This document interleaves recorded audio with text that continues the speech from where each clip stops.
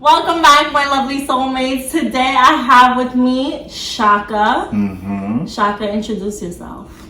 I'm Shaka. Well, this is my artist name. Oh, Should I get my real name?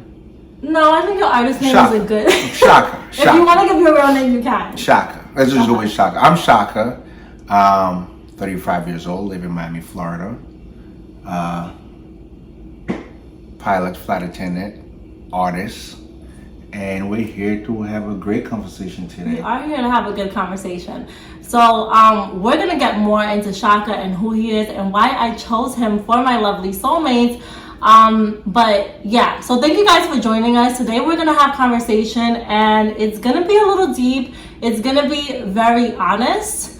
But I think it's going to be very good and very uplifting. It will. What do you think? It will. Yeah. I think so. Especially for a lot of Black sisters out there that's doubting themselves. Yes, and Black men out there.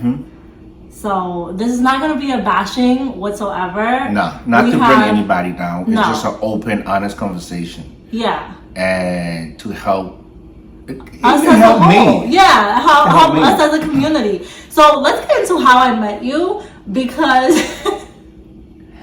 You sure you want to get into that? Well, we don't have to get into the whole story, but roundabout. Okay, roundabout. How I met her. I was on the plane. She was on the plane. I say hi to her. She ignored me. Shaka, you don't have to put that out there. Yeah, I will. She ignored me. And then just so happens she's in a room by herself, and her energy was just welcoming, like uplifting. Yeah, even though you were pretty zoned out. You were looking out the window the whole time. I didn't want no one to talk to me. No one to talk to her. My fresh self, I would sit right next to her. Oh my God, hold on. Not only did he sit right next to me, he actually moved the two people that were sitting next to me originally, put them somewhere else. As a flight attendant, that's a little crazy. Yeah. And then she looked at me like, what do you want? Like, move, get out of here. Like, no, I didn't. I'm so sorry. That's what your look was like. And then you're trying to be very short with me. I was. I'm like, no. Yes. Oh, yes. I'm like, you're going to talk to me today. I think you said that. I think you were like, you're going to talk to me. We're going to have a conversation. Yeah. And we had the best. We had the best It was a 4-hour flight. And we talked the whole time. The whole time. It was the best conversation. And now look at this. I know. Now we're here. We built a lifelong friendship. That's right. That's pretty cool, though. That's cool. I think it was so uplifting. And I told you instantly, like, I think we were meant to meet.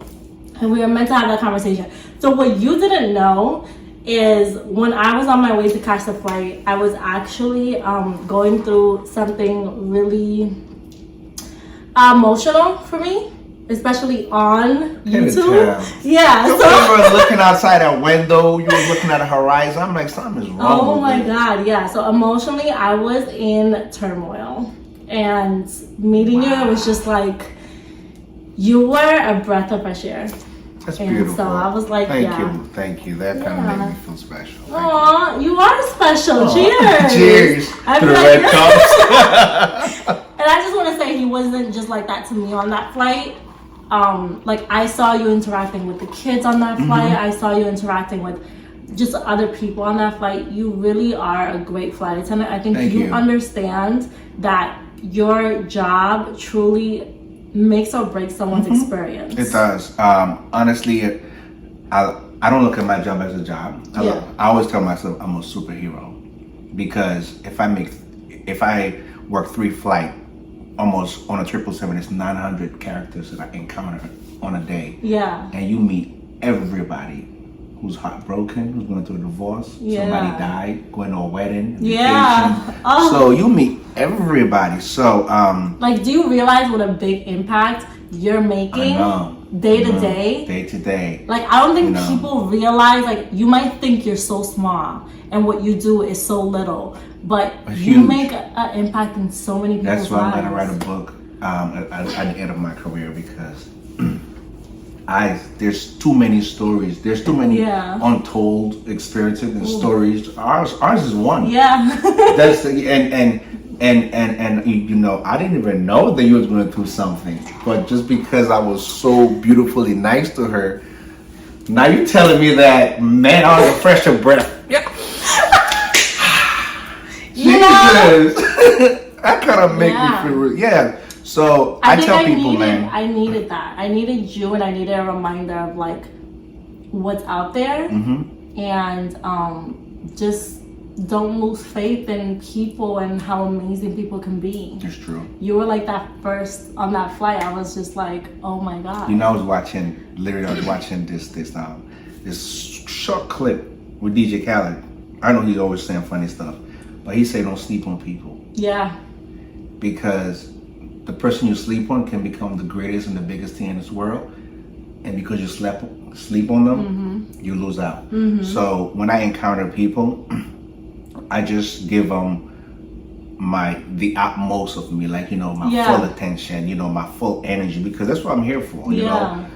At the end of the day, even though I work for a company, I'm still the ambassador of this company. And then I don't have a 9-to-5 job, but I have a manager's looking over me. So they empowered me to be who I am and what I do on those flights. Right. So I take it very seriously. I love that. It's amazing. I hope every flight attendant kind of takes their job as I hope so the way you do. I know that they don't, but honestly, meeting people like you, coming across people like you in this world, it just motivates me, and it just it's amazing. It's I really appreciate it, and it strengthened me to continue doing the things that I do. It's moments like this, you know, that sometimes you do it for so long, and then you never get a feedback. But when you get a feedback like this, you know, it gives you the motivation, the strength, like, you know what, to wake up the next day, because you know what, I am touching lives. You are. Honestly, you're so encouraging, and that's why I chose Shaka, you guys, to come on here and have this conversation. Not only is he an amazing flight attendant, he's also a business owner. He's an entrepreneur as a Black man. He is an artist. His music is amazing, by the way, so I can't play it so I don't get copy strikes, but I'm gonna link it in my description so you guys could hear his music, because his music is actually amazing. He's a soca artist. That's what you call it, right? A soca artist? Well, I learned where you're from. So my mom and dad is Haitian, born and raised in Turks and Caicos Islands. So I grew up on reggae, soca, also, of course, compa. But I feel like we're Haitian, we're so diverse in so many ways. Yes. When you meet a Haitian, you don't know what you're into. So because I love soca so much, so I do what we call soca bodai. So if any Haitian watching this, you know what rabodai is. So I take rabodai and I fuse it with soca, and boom. It's amazing. It's magical, and it really makes you want to dance. Yeah. And if you're a Cape Verdean and you're watching this, you know, when it comes to soca, when it comes to Haitian culture as a whole, it's very similar to the Cape Verdean culture. I feel like islanders as a whole, we're kind of just the connected. same. We're connected. We really are the same. We're one. We are one. Culturally different. Yeah. That's it. We're one with culturally different. Like, you know, we basically almost eat the same thing. Yeah, we eat the same stuff. We listen and dance to kind of the same type of music. For example, Miami Carnival. Oh my God. Just happened. You have people from there, just to show you, that's a clear example of how we're all the same. You have people from all over the world that. Dominican Republic, you have Haiti, you have Antigua. Take over the stage. You have Antigua took over the stage. We have the Trinidadian. Yeah, we have Trini, we have Jamaica. I mean, and we're all dancing to the same We have Americans. Music. Yes. You know, flying from New York City, coming down to Miami. Puerto Ricans. Oh my God! Everybody that's part of the Caribbean. It's beautiful. And part of that diaspora, we're all dancing and enjoying the same music, and we literally are eating the same food. It's like we're literally one. I think that's what I love about Carnival. Carnival really. It brings us all together. It reminds us that we're one. See the different flags and people, you know. Just pride. And just they dance together, laugh and drink together, and it just reminds you what the world should be like. It should be like that. And then, you know, a lot of us would leave that experience, and then we get back consumed into our world. Our individual, thing, and then we get consumed back into our world, and then we become this divided nation. Right. But it don't have to be that way. We can all still connected all the time. Yeah. You know? Wow. Now that I told you guys I chose Shaka, well, first of all, I I think our conversation, I immediately knew that you were a high value man. And so I was like, no. That's good to hear. Oh, is it? High value man. You know, a lot of our black brothers need to hear that. Yeah, they do. I think it's important to let a black man know when you meet them that they are high value. And I feel like I got that because of how you carried yourself. I could tell you are a man that values yourself. I do. You are not a man that's just going to give yourself to anyone. You have standards. I do have a lot of standards. Yeah, you carry yourself very highly and you hold yourself to high expectations as far as like career-wise, your business ventures, everything that you're doing as an artist. I mean, you have your hands in many different hats. You're not one-dimensional. And then you have an amazing heart. Thank you. So I think you have so much to offer the world, and you are a high value man. And if you don't hear that enough, thank you. Let him know. And it took a lot of work to get there. I love that because it is work, and people are scared of the work. Especially as a black man in America. Yeah. It do take a lot of work and a lot of no's. Yes. A lot of door closing on you. Yeah. And that's why I tell people, don't be afraid of no's. Yeah. No's is not the worst thing that can happen to you. Yeah.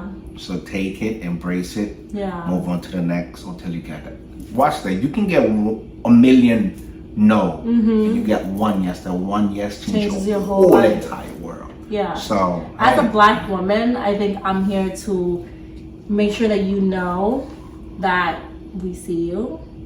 We value That's beautiful. you. Look at this. We do. We value you in this community, and I think that, I think very highly of you, and I appreciate who you are, what you bring to the table, and as a black woman, I value you. So thank you. There's one thing I appreciate about you too. Ready? No.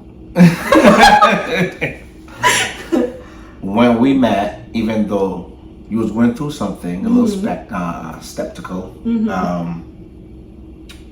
you give me a chance. Yeah. You still give me a chance as a black man. And then automatically you didn't think that I was just hitting on you or wanted something more than that. Yeah. But it was just a great conversation, genuine friendship that led us here today. Yeah. So thank you for that. Oh, I appreciate that. More black women need to be more open to our black men. Sometimes we just want to be heard. I love that. Okay? And I feel like a lot of our sisters shut us down. Even when we say hello to you on the street, you shut us down. Yeah. We want to start a conversation with you. You know, just because we doesn't look like your type, just like your type, you shut us down. And that's something I'll tell our sisters. Give us a chance. Yeah. Hear us out. Yeah. Not all of us want to get with you. Want to drop your drawers. Right. Thank you for saying that. So, yeah. And I'm so sorry that you have to deal with that. Well, you know what?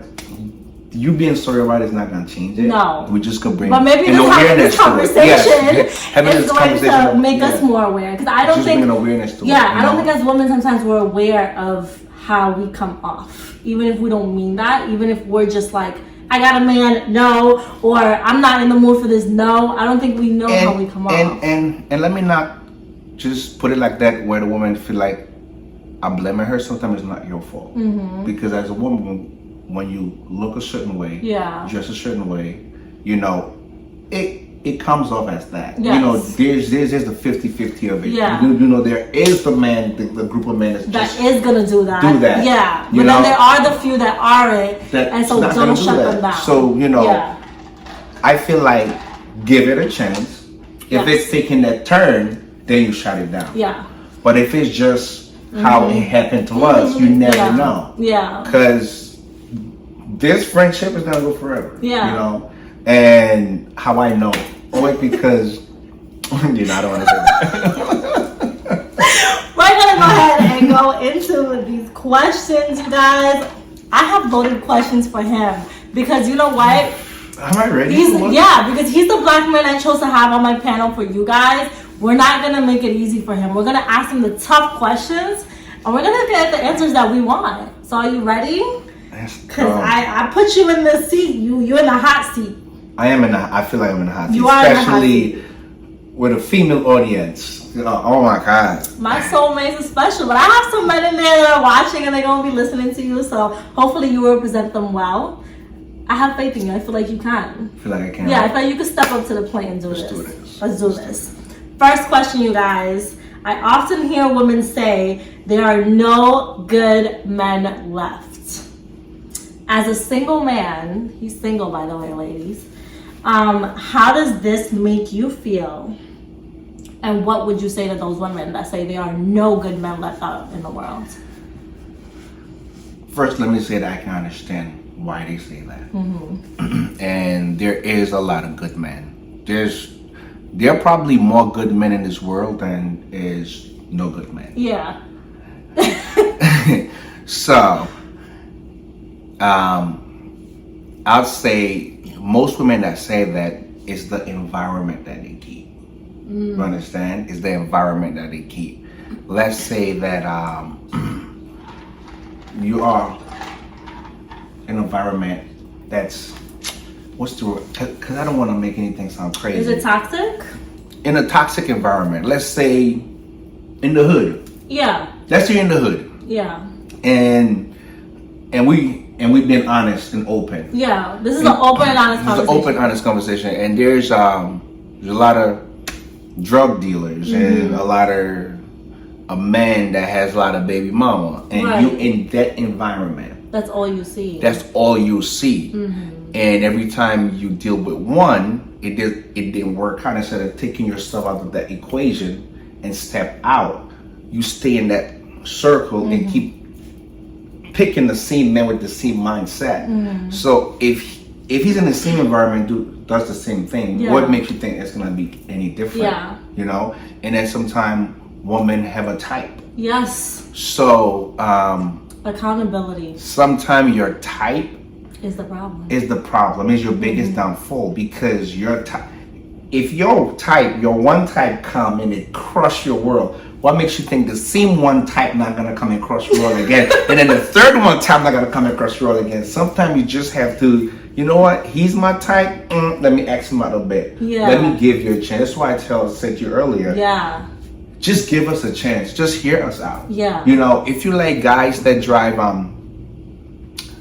Mercedes, the guy that drives the Honda Go for something else. could be it doesn't mean that because he's in a Mercedes and he's in a Honda, that guy that's in the Honda could change your whole world, you know. If you like guys that wear, you know, Gucci, Louis, you know, the guy that wear H&M and a shirt from Marshall could be your Prince Charming. You just have to step out of your Comfort zone. So there is a lot of good men. There's a lot of good men, educated men, family oriented men. Yes. Men that didn't come one single household. Yes. Or just raised with the mother, the grandmother, the aunt. There's a lot of men that have mom and dad. Yeah. For example, myself. Yeah. My mom called me this morning. My dad called me this morning. So I have, you know, Outbringing what a family should be like. Yeah. You know, you have that example. we're out there. Yeah. And we're just running around. He's running around. Single. Guys. He's waiting for you to come find him. And maybe it happened because maybe I'm in the air too much. He's flying. You know, you guys can't catch him because he's just on the go. But there is he makes stops. Yes. He makes stops. Sometimes he's gonna come up to you randomly, ask for a conversation. Give him a chance. Just give me a chance. Give him a chance because he's actually pretty freaking amazing. You never know. You know what's so crazy, right? I don't think when we met I ever talk about what I drive. No. Well, you know, the only thing was probably is like OCD. Yeah. So, for example, as myself, if a lady see me out right now, the way I'm dressed, you know, I wear no Louis, no Gucci, you know. Yeah, none of that. But I'm the kind of guy who's not gonna like flaunt it. It's not the first thing I put in front. You don't need to. I do drive a nice car. I do live in a beautiful place. Yeah. But if you shot me down because I'm not your stereotype the way right, then you miss out on so much beautiful literally thing. You know, I do want to say that like a lot of men sometimes that do have it don't feel the need to flaunt it, but the men that don't feel the need to flaunt it are the ones that have more to offer than just that. If all they have to offer is that, that's the bait that they're gonna throw to catch you. Exactly. But if they don't, amen to that. if they have more to offer than that, that's not the foot they lead with. So don't judge a book by its cover is what we're saying. Don't. Because I can fly you out. No, not just on a discount. actually, I'll go with you. Shaka, because I can fly you out. All right. So, did we cover this question? We did cover it. I think I just want to say for women, it's for the whole, like, there are no good men out there. Do not let one horrible experience turn you off from men as a whole. One man is not representation of all men, and honestly, some self-accountability. Like, he's right. Sometimes it's you. Sometimes it's your type. Sometimes it's your environment. So check yourself and try something new, something different. For example, I mean, it doesn't have to be one bad experience. It could be multiple bad experiences. Right, it could be a couple, yeah. It could be a couple bad experiences. It's just that you have to take yourself out. Like, if you live in Bronzeville, go to Manhattan. Go to sometime. Remove yourself from your environment. Yes, window shop yourself into a beautiful, let's say a beautiful neighborhood that has the millions of dollars, window shop yourself. Even though you don't live there, go see the possibilities. Go see the possibilities. Go to the bar there. Even if it's one drink you can afford, go there. Make yourself available to something that's open, that's more than what you used to. That's what I'm saying. Open yourself up. Alright, so the next question I want to ask is, as a black man, what is something you wish black women were more self-aware of based on how you view them? So if a black woman could see themselves through your eyes, what would you want them to know? What would I want you to know? First, I'll say don't judge a book by its cover. Yes. And sometime when you meet a black man, dig deep in the upbringing, because the upbringing made us who we are today. Okay, so talk about it. So I feel like our black sisters is not aware of those situations, because let's say you meet a black man, if they never had a mother, they're gonna look for they're gonna look for a mother in you. Some type of mother traits in you. If they never have a father, they're gonna look for some mother traits in you, which is not a bad thing. But because you're our queen, you can help us through that. Navigate that, We can navigate that together, because some of us as black men, we're traumatized. Okay, our environment, the system, where we work at. All of these things has an effect on us. Because just a brand new baby, what their brain does is record. That's who become who they are. So when we having such different experience, our brain is recording that, and then it's molding us into something the people we're gonna be. We're not even aware of. So if our sisters could be more aware of that, and by all means, I'm not asking for a therapist. Just be aware. Our upbringing sometimes is a result of who we are. I think we're aware that your upbringing is definitely, it has a lot to do with who you are as men. And this is me speaking from just my experience, the man I was with wasn't aware of it himself. And so me asking deeper questions that he hadn't even dug into himself, I could not understand it because he didn't understand it. Sometimes we don't understand. And he couldn't communicate it, and so I was completely lost. So and sometimes we don't know how to communicate, because it takes men has egos. Yeah. And sometimes our egos stop us from being vulnerable. Yes. And it's something that is not easy to do. So we have to train ourselves. And that's why I'm so happy where I'm who I am today. Yeah. In my experiences. Yeah. Because I couldn't always speak like that to you. Yeah. Sometimes I didn't know how to tell people no sometimes. Yeah. Because I always wanted to please the world. And because I always keep saying yes, I end up hurting people because I couldn't deliver this. Yeah. So it's Let me tell you guys something, because this is what this conversation is giving me right now. And I want to have a real honest conversation for the mothers and fathers out there, Black mothers and fathers specifically, but whoever you are, if you're part of this diaspora, I really want you to think about the work you're doing as a parent and really making sure that you instill emotional intelligence in your kids, how to properly recognize what they're feeling, how to manage it, and how to just deal with the trauma that they're going through, right? Because as adults, we pass on trauma. We do. And so the trauma that you've passed on, unfortunately, as a parent to your child, help them navigate those emotions, those feelings, those traumas in general. Because as adults,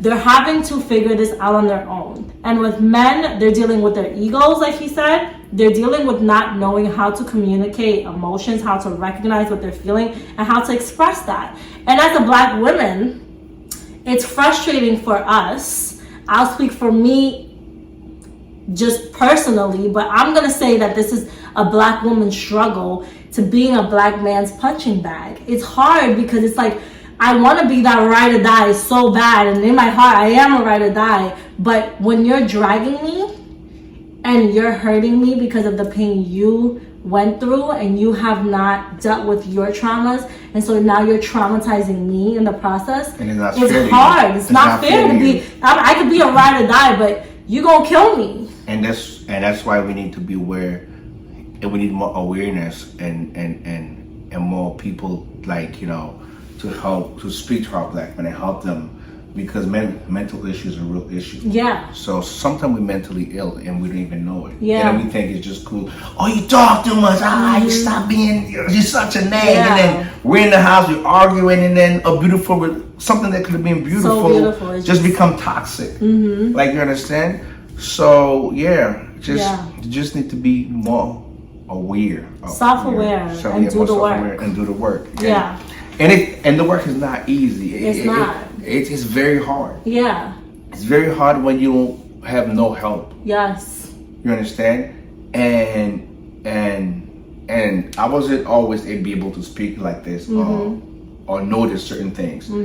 But I put myself in a position, and the people I meet, because every single person I encounter, I learned something from them. Either culture, education, life, whatever I encounter, I take something, because I feel like the world is what the world. God put people in our life to give us something. We're a student of life. So just. But if you are educated enough, because in a lot of things, education has to do a lot. Oh yeah. If you're not educated in a way, there's a lot of things you won't understand. You gotta be educated. You gotta,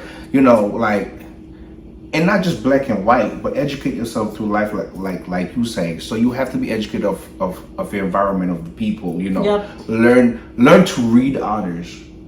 When I first met you, I knew that you didn't want to speak to me. Yeah. But I needed to speak to you. I needed to speak to you.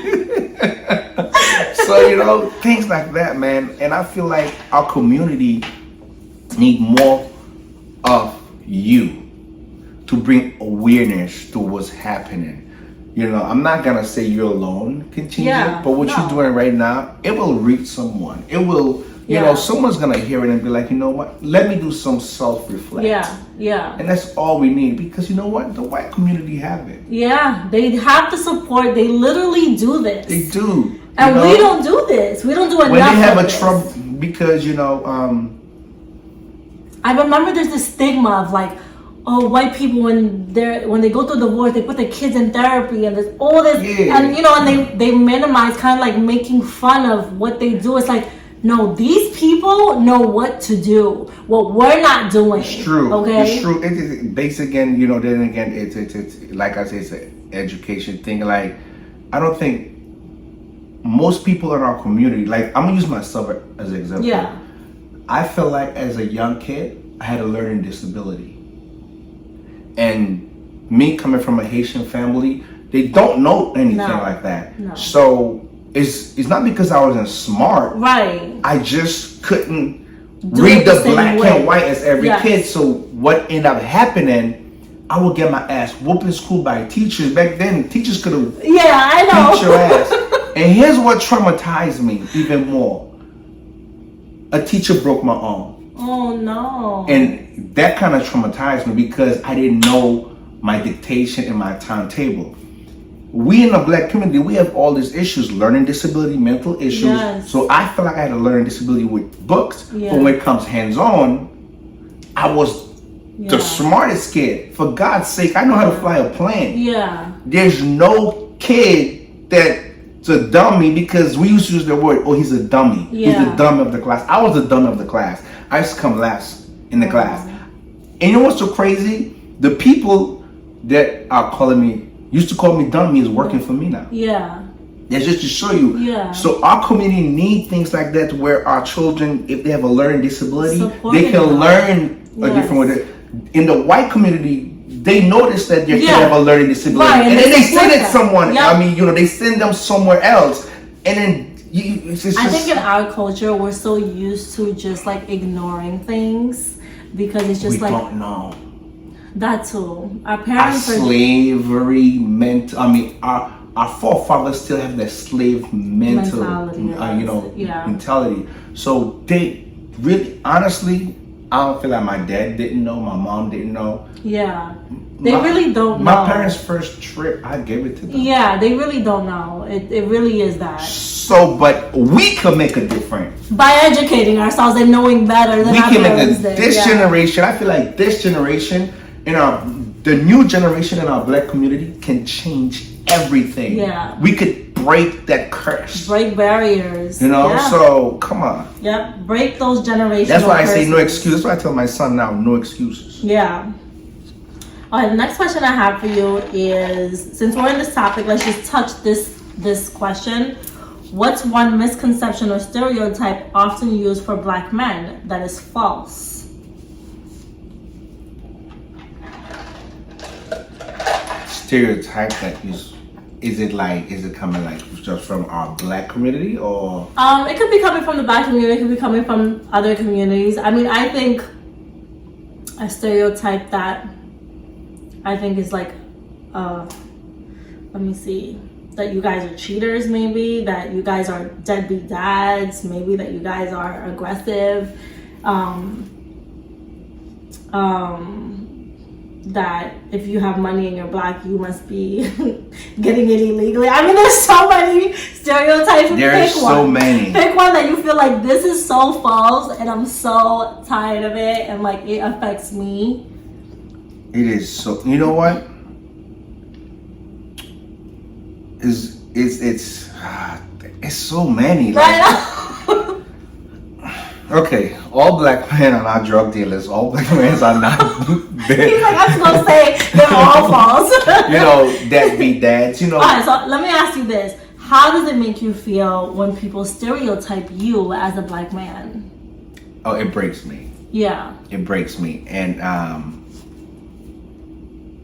it's not just the way I look. I have dreads. Yeah. This is now it's become more acceptable in our community. Yeah. But it was looked on like when you have dreads, you automatically they think you're not professional. You're street. Yeah. Yeah. Yeah.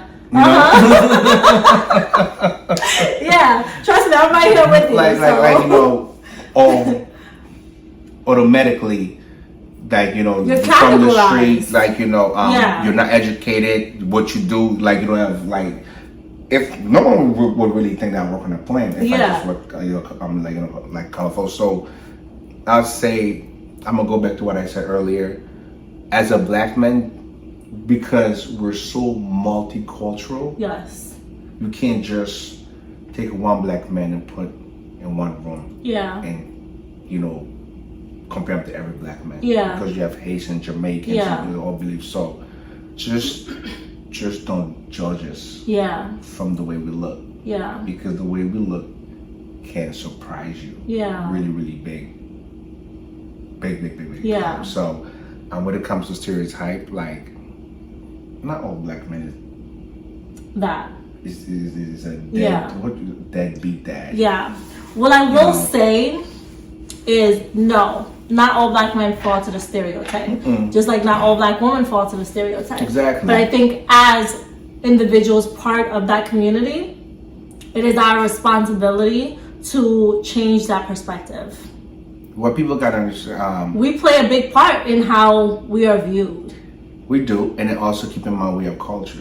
Yeah. Mm-hmm. So we have to think of culture before we judge someone who's black. Mm-hmm. You know? Yeah. Before, you know, there was white hipsters. Yeah.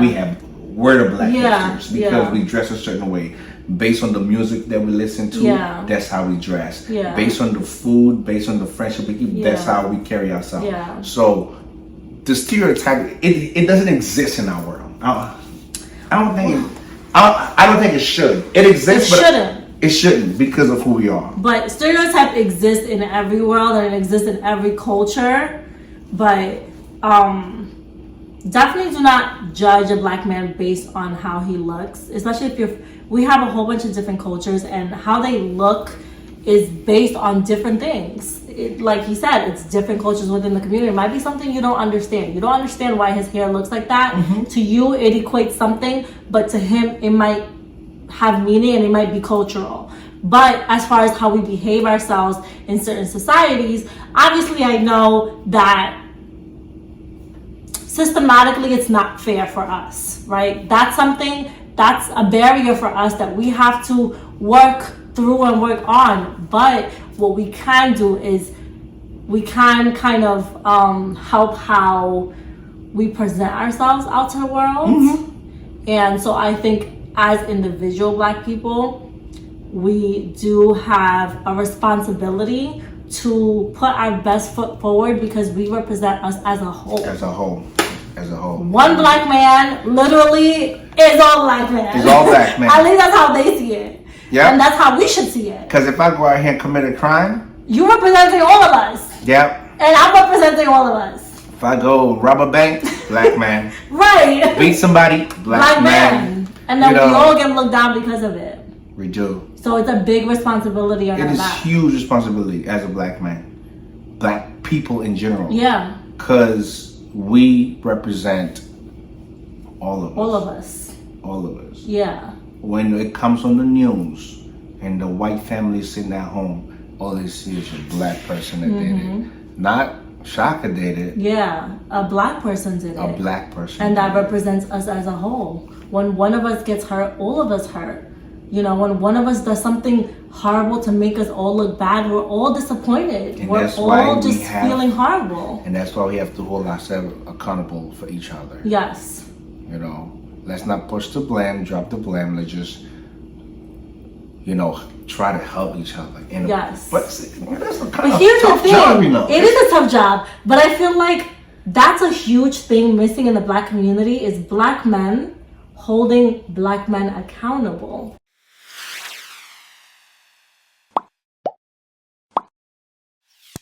Then it's been it's been an hour. Probably that's the longest podcast. Yeah. I might break it into two. We'll see. But I guarantee it's the best podcast you ever had. Period. I love it. Thank you guys for joining us. First of all, where could they find you, Shaka? Go ahead and let them know what your my IG page is Shaka Zulu _649. Can you spell that for us? So Shaka SHAKA Zulu ZULU, like the King Shaka Zulu _649. And that's where you find me. Hey, hit me up, man. Your husband is waiting for you, ladies. I'm going to go ahead and put his information in the description down below. You guys already know you can follow your girl Elli Soul at _Elli Soul. That's at _ELI SOUL. I love you, soulmates. I hope you guys have a Ellie, wonderful day. You're a beautiful soul. Oh, so Okay? are you. You're a beautiful soul. That's my dog right there. We love you guys. We'll catch you Bye-bye. next